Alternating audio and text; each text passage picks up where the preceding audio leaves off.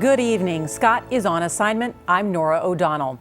With much of the government shut down, Republicans and Democrats at each other's throats, terror still an ever-present threat, fear spread through Washington today when shots suddenly rang out at the Capitol.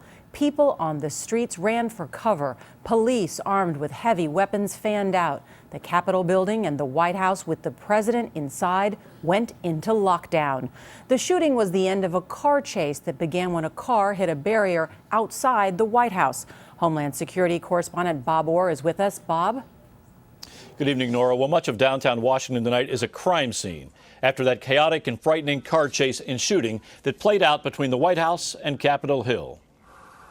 At mid-afternoon, police closed in on a black Infiniti coupe on Capitol Hill. Cruisers tried to pin the car against some sidewalk barricades as other responding officers drew their weapons.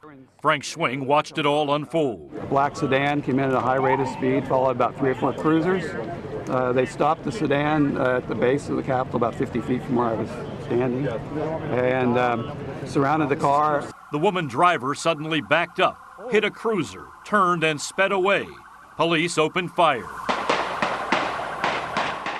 Furloughed government employee Peter Plocky was right there.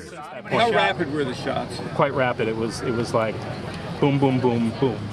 The driver headed for a nearby traffic circle and continued to speed erratically around the west front of the Capitol building.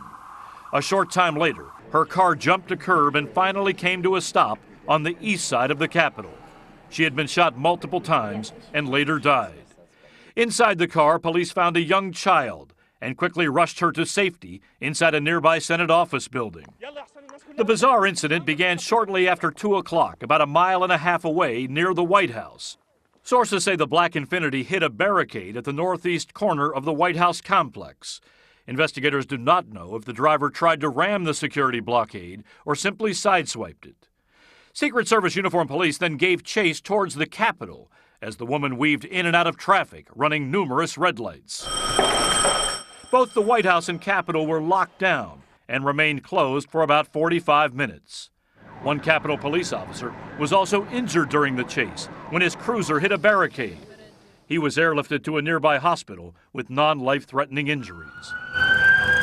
Investigators still don't know what triggered the incident, but Capitol Police Chief Kim Dine said there's no greater threat. We have no information that this is related to terrorism or is anything other than an isolated incident.